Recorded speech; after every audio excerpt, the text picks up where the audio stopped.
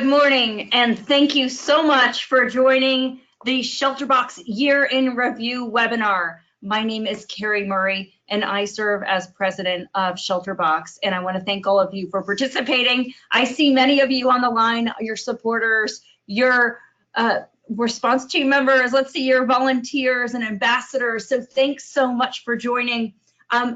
I'm really excited to share with you where we have worked this year over the course of 2019 and the impact that ShelterBox has had on the lives of families who've been displaced by disaster and conflict situations across our world.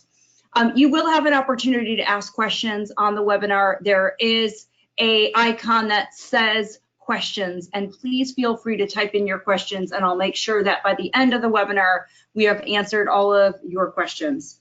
So again, I serve as president of ShelterBox, and I recently had the opportunity to present at UN Rotary Day in New York, and the topic was one of the biggest issues facing our world today, and that is this massive displacement of people. So at the UN, we were all talking about the numbers, and it's 88 million people who are now displaced across our world. It is more than any other time in recorded history, and that is through both conflict situation and also disaster-related displacement. That number is increasing each and every year, and it's anticipated over the next 2 decades that over 200 million people plus will be displaced in our world. So ShelterBox, as you know, is working to ensure no family goes without shelter when they're forced to flee their homes. It is a very big mission, and I want to share with you today some of those results of what we've been able to achieve with your support in 2019.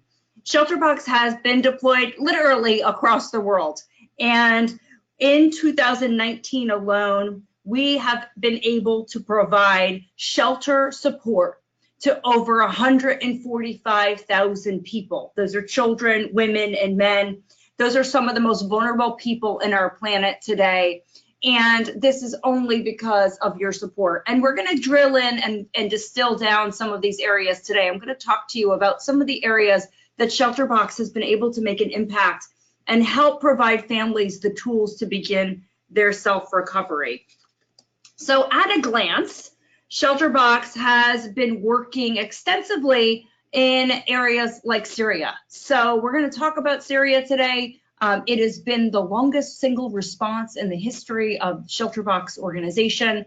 We've been responding since 2012. So we'll share a bit more about the immediate needs there in Syria and also the history of our work there. The Philippines as well, we're currently deployed there. There's a few different emergencies taking place across that island nation. Malawi, a massive cyclone devastated parts of Southern Africa this year. So we're going to talk about some of that work as well as our work in Paraguay. So it is truly a global response on behalf of this organization. And what you'll learn is that we're really working to create a space for people to call home again. And really, when you think about home, home is much more than a physical structure. It's a place to connect with your family. It's a place to feel safe, to feel secure, to have privacy. After a disaster, that safe space is often a ShelterBox tent. And that is a space that enables a family to begin to plan for the future and really to begin their self-recovery after disaster.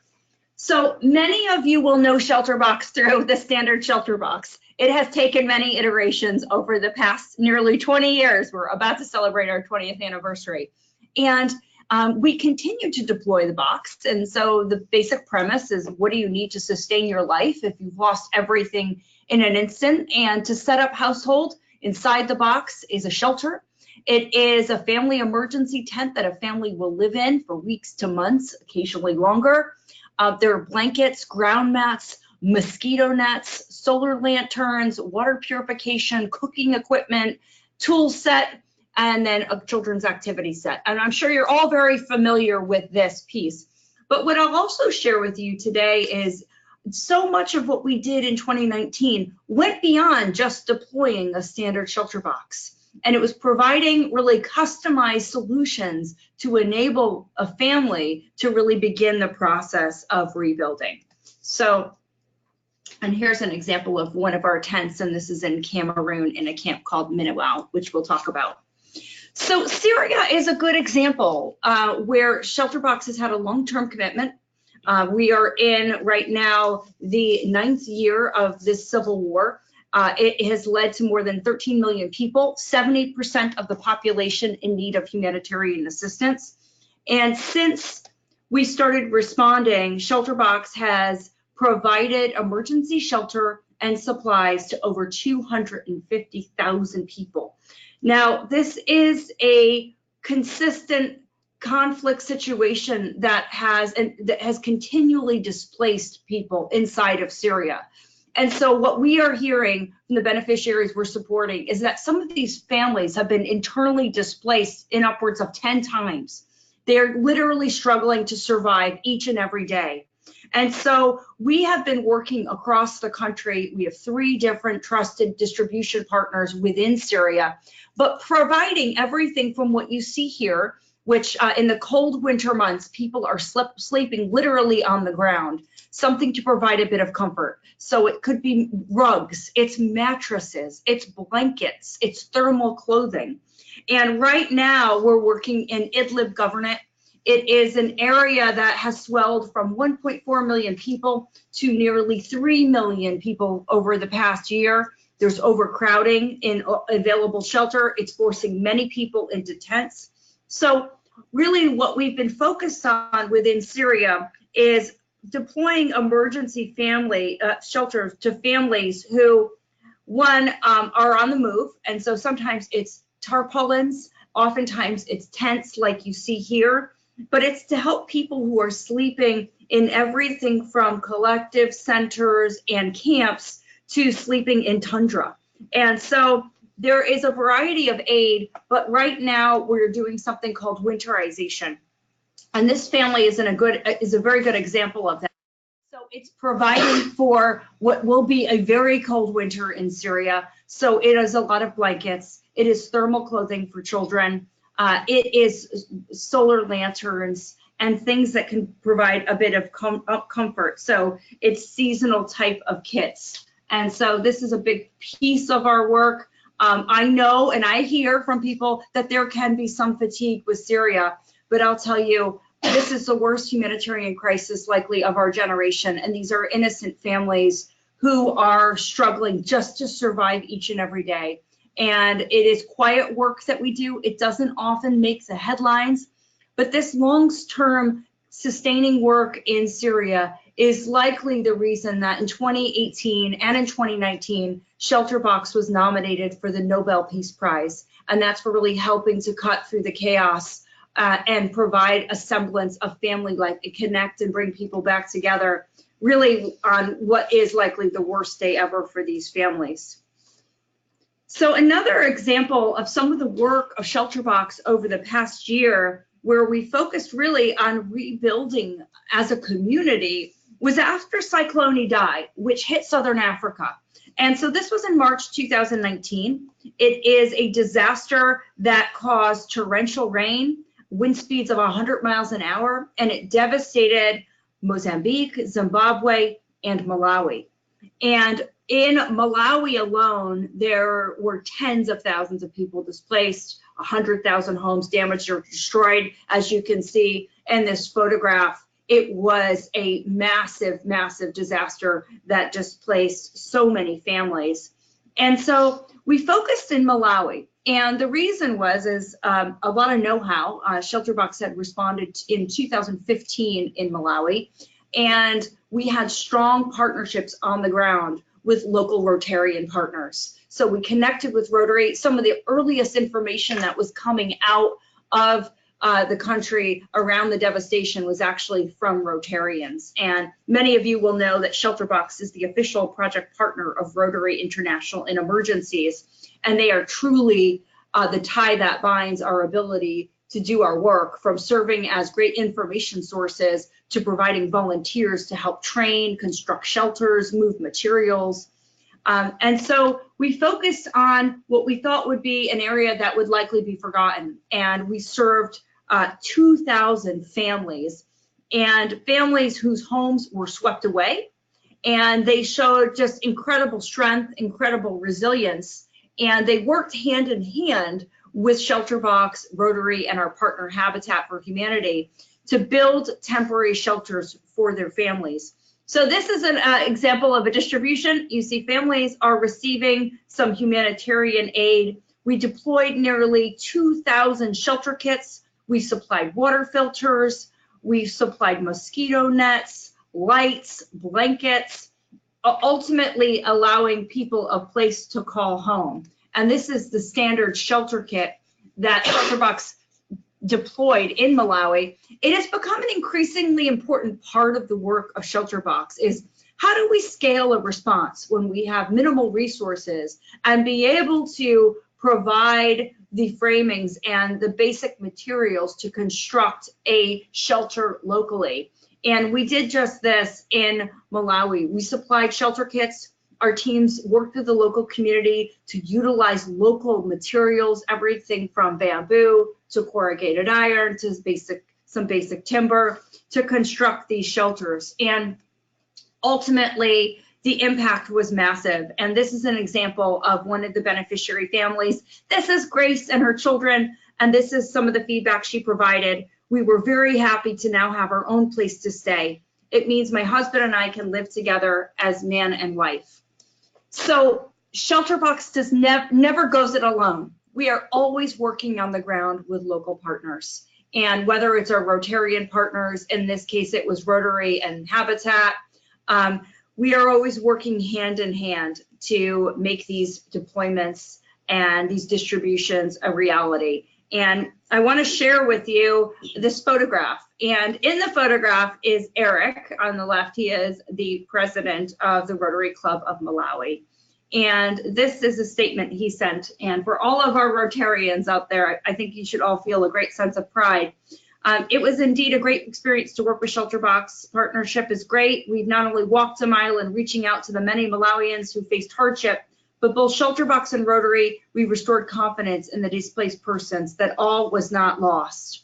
And this was an area that we made a specific decision to go to because we knew that many of these families would not see another a partner that was coming in. They wouldn't have other humanitarian agencies that were bringing aid in terms of the form of shelter and supplies. So this was an incredible partnership for ShelterBox.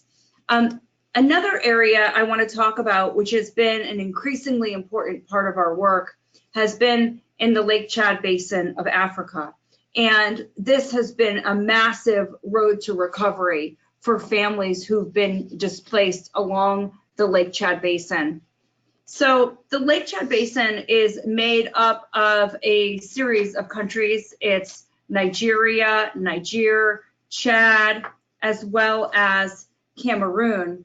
And parts of these countries are home to millions and millions of people that have been locked into like multiple crisis situations. Currently in the region, there's over 10.5 million people who need humanitarian assistance. They are civilians living in displacement sites, they're in refugee camps, they're in informal settlements, and they have grappled with extreme hardships in the area. Everything from drought to, violence caused by Boko Haram, which we'll talk about. But farming, trade, pastoralism are the primary activities that generate income for these families, and they've been significantly affected within the region. And the many drivers of conflict there have only intensified and intensified with climate change, and they're just really compounding a lot of the challenges these people face. So I want to share with you some of the work that we've been doing at ShelterBox is to really improve the shelters for families who've been displaced. And as I mentioned, many people have been displaced because of Boko Haram violence in northeast Nigeria. In Nigeria alone, there's nearly 2 million internally displaced people there. This is one of the areas that we're working in Nigeria. It's called Borno and Yoruba states. And there has been a continuous influx of displaced people due to armed attacks and military operations. And so people are turning up to these camps and reception centers. And this is where ShelterBox is able to make an impact, providing very basic, simple structures for a family to have a place to call home. In addition, I want to talk about another country, and it's Cameroon. Now, Cameroon is home to a very large refugee camp called Minowao Camp. And many people who are living in Minowao Camp are living there for a generation. And many of them have fled northeastern Nigeria. And this is one of those people that fled northeast Nigeria. And it's a story and a person that I will likely never forget. She's someone that I think about each and every day, and her name is Esther. Now, Esther is 23 years old now. She's from a place called Boko, Nigeria. And Boko Haram fighters stormed her village back in 2014. They killed her father. They raped and brutally murdered her mother. They killed her 3 oldest brothers. And then they kidnapped her youngest brother. And they told Esther to run. And they told her to run because they planned to kill her next. But Esther was one of the few that was able to make it out that night. And her and a few other women wound up at the border of Cameroon, where she was met by police. And she was eventually taken to this camp called Minowao Camp. Now, she said it took her a very long time to manage through the trauma of losing her family. But over the past 5 years, Esther has now married, and she's had children of her own. And the support that Esther received from ShelterBox really helped her create a foundation to help her participate in something that really transformed her life, which was a sewing class. And in the camp, they had a sewing training for young women held in the camp. And over the years, Esther has now become a very popular dressmaker in her block of the Minowao Camp, making clothes for many of the women and the children. And she's earning an income, and she's making money that's helping her family meet her basic household needs. And so when we talk about the people we are working to reach at ShelterBox, it is oftentimes some of the most vulnerable people on the planet who have overcome incredible trauma and showed incredible resistance. And Esther is one of those families. Now, one of the unique things about Minowao Camp is it is overwhelmed with people. So it is a camp that was really designed for 30,000 people. It's now swelled to over 70,000 people. And at that camp, ShelterBox is the sole provider of tents for new arrivals to that camp. And so this has been a really important piece of our work. These are some of the poorest people in our planet today. And in terms of the Human Development Index, some of the poorest countries that ShelterBox has been able to have an impact. It's not easy to work in these conflict situations. It's very difficult. We often have very good distribution partners who are working alongside ShelterBox to make this happen. But again, it's quiet work. It doesn't often make the headlines, but it is truly life-saving and transformative work for these families. Another person I want to share with you is a woman named Hawa, and she's originally from Nigeria. She's also living in Minowao Camp in Cameroon. And I want to tell you her story because it involves something beyond the tent and beyond just the shelters that we provide. And it's the impact of the aid items. And so in addition, I mentioned the lights, the blankets, the water purification. And in this case, it is a mosquito net. And so Hawa did escape Nigeria. Her husband was brutally murdered by Boko Haram, and her daughter are one of the tens of thousands that live in Minowao Camp. Now, it wasn't long before her and her daughter received a place in the transition center to stay, but she was having a lot of issues because the mosquitoes were so terrible in the camp that her and her daughter were getting malaria, and her daughter was sick often. And she would talk about how she would have to stay awake at night to slap the mosquitoes off of her daughter. But the mosquitoes always won because she always fell asleep. and her daughter was continually getting sick. So ShelterBox went into that camp. She received a ShelterBox tent as a new arrival, and in addition, she received the mosquito net. And she says that sleeping is much easier now. That she said when she first got the net, she did everything for 5 days under the net, from sleeping to cooking to living underneath that. And she said that there's no more sickness and no more sleepless nights since we've been using the nets. And this is one of the most important things that we've received. And thank you so much to ShelterBox for making this happen. So again, it's the basic materials and resources to help these folks create the framework to have a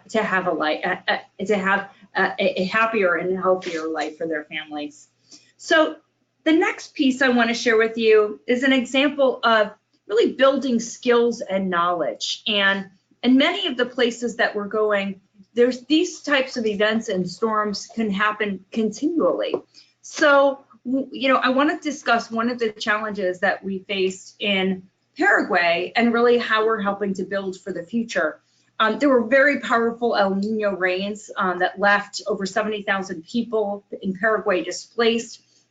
Often in emergencies, what you see is it's the people who are most vulnerable before who are most vulnerable after. And that was the case with families in Asuncion, Paraguay. They were forced to flee their home. They were already people who were very vulnerable, and now they're displaced again. And the housing situation for this population is already typically very poor. So this year, the flooding was the worst the community ever experienced, and thousands of families were in vital need of emergency shelter and basic supplies, as the temperatures dropped and the rainy season continued. So ShelterBox deployed to Paraguay, and we worked in the country to provide 3,000 displaced families in an area of Asuncion with the knowledge, the skills, and the tools they needed to weatherize their emergency shelters. So one of the things that we did was we deployed shelter kits, and we deployed a whole NFI package for these folks. So it was blankets, it was solar lights, it was the mosquito nets, and all told, 3,000 people were trained and received ShelterBox aid. I want to show you this photograph because it's one of the stories I want to share. And this is a home. It's the beginning framings of a home for a man named Cecilio. So Cecilio was one of those vulnerable families that we worked to support. And in March, the rain started and his home was flooded, and his family had little warning and they were forced to move out. And they had literally left everything that they had, and all they had was the clothes on their back. So Cecilio received a shelter kit, and with the tools, as you can see, he has one of the shovels as well as tarpaulins, and he said he was very pleased to collect the items from ShelterBox. He shared the aid arrived to him just when his family needed it most. And he said, I paid very close attention during the training to ensure that I could make the appropriate repairs to my home. As you can see, he rebuilt his home so that it lasts longer and remains stronger for the next time when the floods come. And one of the things Cecilio talked in the case study back to us during the monitoring and evaluation was that he used the hammer, the nails to repair his old roof and build the frame for his home. He's going to use the tarpaulins that we provided as the roof to weatherproof the home he's building. But he said the favorite item was his shovel, which is included in our shelter kit, because he was able to use it not only to help rebuild the house, but to dig trenches for drainage, to post holes to support the frame of his building. And he said that this is something that he is going to take with him over the long term. And so he felt that not only had we helped prepare him for the short term, but he received the training that would enable him to be able to respond for when the next flood happens to his community. So 2019 impact, to give you an understanding of how the number of people breaks down into families, it's over 29,000 families, and that's just year to date. We will be tracking this obviously through the end of 2019 and that number will continue to increase. We are actively responding around the world. That's 11 responses to date for conflict, protracted conflict with multiple projects, 7 disasters, including cyclones, earthquakes, flooding, 9 countries that we've worked in, and assessments teams that have gone to a further 5 countries to assess a response. Our response team members have really made this work possible and have given so much of their effort to deploy to the front lines to serve on behalf of the organization. Measuring our impact, a really big piece of I think the growing our capacity at ShelterBox has been really ensuring that we are measuring our impact. And we use a process called the theory of change.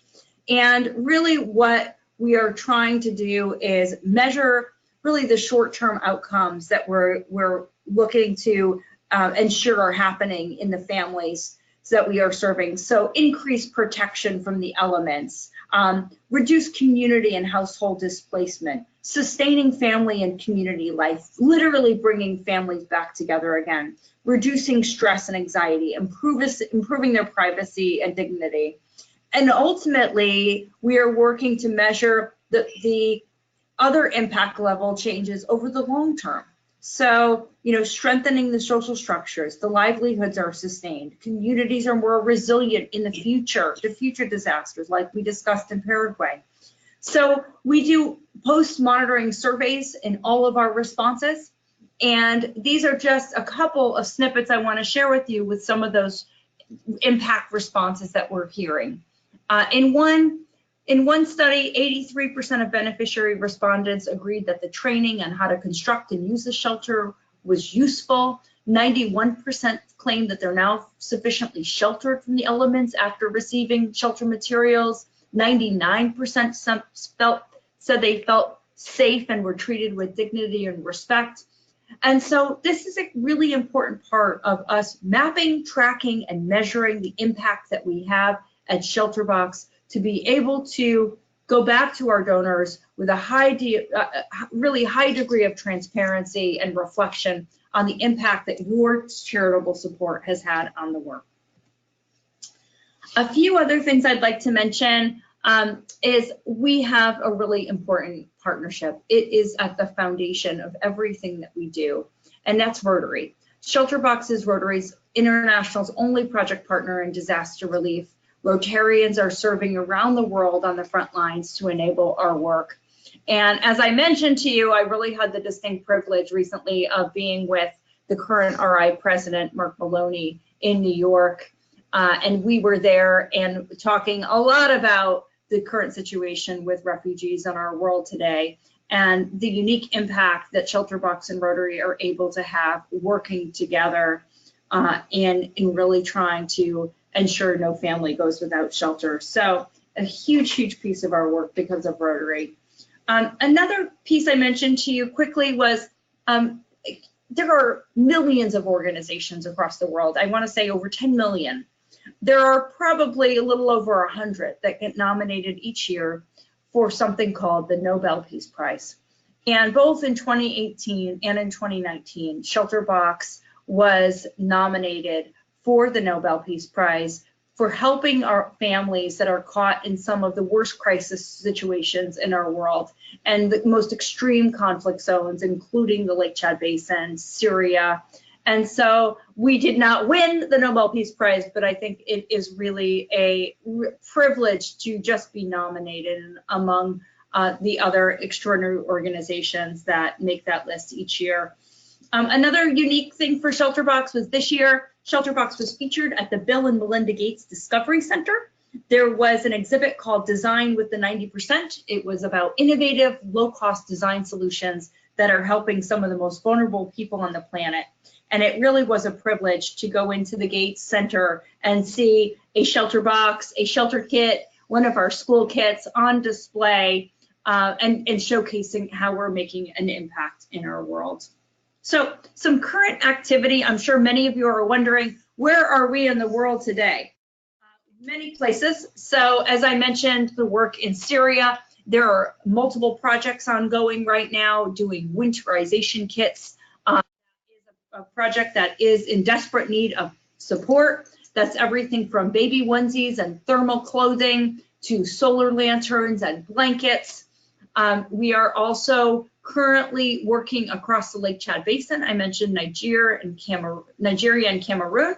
We're working in Ethiopia, in Somaliland, extraordinary drought, massive displacement. For families who are living in Somaliland, it is one of the poorest countries in our world. The drought has caused many of these families to lose in upwards of 90% of their livestock. They are subsistence farmers. They are on the hunt for food and water, and it is an incredible displacement there. And so it is more flexible mobile shelter kits that we're doing there. We're also have been working in Bangladesh and then the Philippines. Recently in the Philippines, there was some earthquakes in Mindanao, which ShelterBox was deployed for, but just this week we have sent the assessment team to the Philippines because of Typhoon Kamuri. And this was a Cat 3 storm which made landfall, and it has affected 1.5 million people. Again, not something that's making the headlines, but there are many, many people who are very vulnerable. 300,000 plus homes were damaged. And so this is an area that ShelterBox has a unique capacity and know-how. We do have a warehouse in Cebu, Philippines, where we pre-position shelter kits, and we are on the ground now assessing this situation, and we'll keep you posted as the deployment unfolds. So how can people get involved this year? If there's any requests I have of you, it's please continue to share the work of the organization. And I think some of the things that we're doing right now include our campaign called Stock the Box. We are low on supplies. We need to stock up. It's not if, as you know, it's when. And there are so many items that we are in desperate need to continue to ensure that we have. So it's solar lanterns, it's cooking equipment, it's shelter kits, it's tents, it's baby onesies and blankets. There are so many ways to give warmth, to give comfort this holiday season. And so we hope that you will continue to spread the word and share the good work of ShelterBox. A couple of questions I see that we're getting in that I want to tackle. One of you asked, how do we do remote distributions? That is a great question. A remote distribution is for example, Syria. We are not able to currently send our volunteer response team members or staff. It is far too dangerous. But we have incredible partners that we work with, Relief Aid, Bahar Organization, and Hand in Hand for Syria. These are organizations where Syrians are serving as humanitarian aid workers. Some of these people were doctors, they were professors, they decided to stay in their country, and they're helping to meet the humanitarian needs. We often create customized shelter solutions for these families. Our teams typically work in Turkey. Right now, they've been manufacturing with our partner blankets and baby onesies and thermal weather gear. And our teams literally take it to the border, where it is then transferred to our distribution partners who do the beneficiary assessments. They distribute and train people on how to use the aid. They get the post-deployment monitoring surveys done. They capture stories. They get photos. They get videos to verify every family we're supporting. So we work hand in hand with these partners when we do have a remote distribution. And those are typically in conflict areas where it's just too dangerous to send our volunteers. Another question, how do we determine the most vulnerable families? There are several criteria that we look at, because there, you know, the biggest, I think the hardest thing that we have to say when we go into a community is no, is that we don't have enough aid. And so we do have to prioritize families. We look at everything from, is it a child-headed household? Is it a pregnant or lactating mother? Is it a single mother family? Is it a person with disability? Is a person elderly? So we do try to prioritize the most vulnerable in these situations. Okay. You mentioned we make an impact with shelter kits. Are we moving towards distributing boxes and instead of giving kits instead of giving boxes?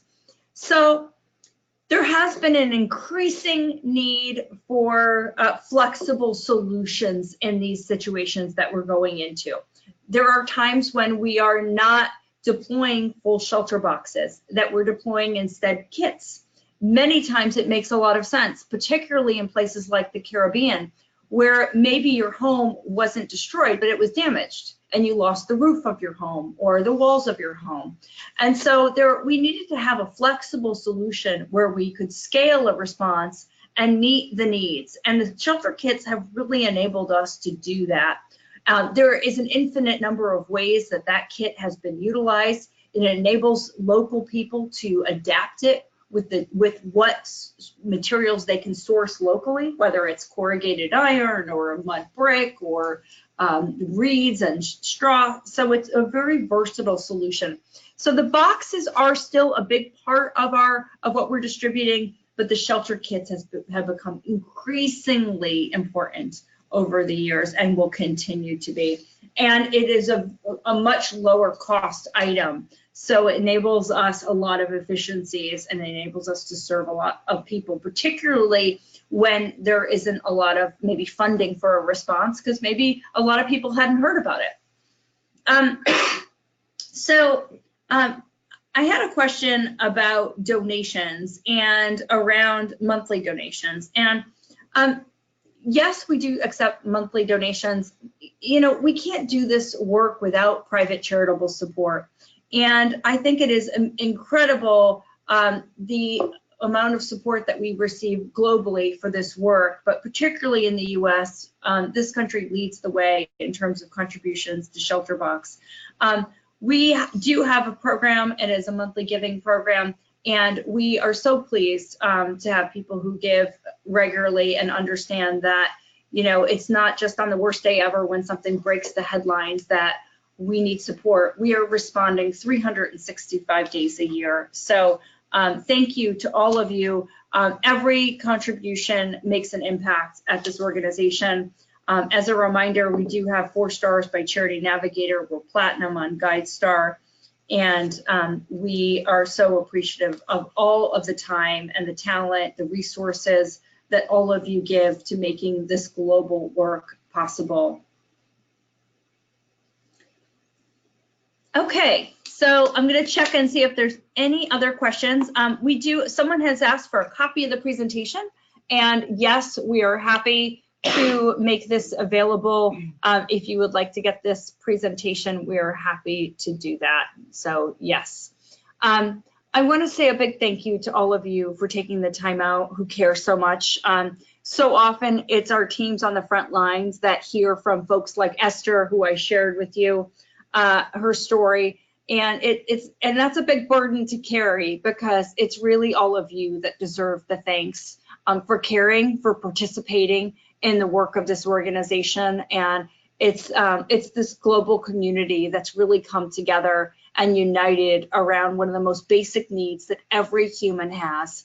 And we are so appreciative of all your support. So thank you so much. If I didn't answer your question or you have a question after the call, please feel free to email me. My email address is kmurray, M-U-R-R-A-Y, @shelterboxusa.org. And thank you so much for your participation today.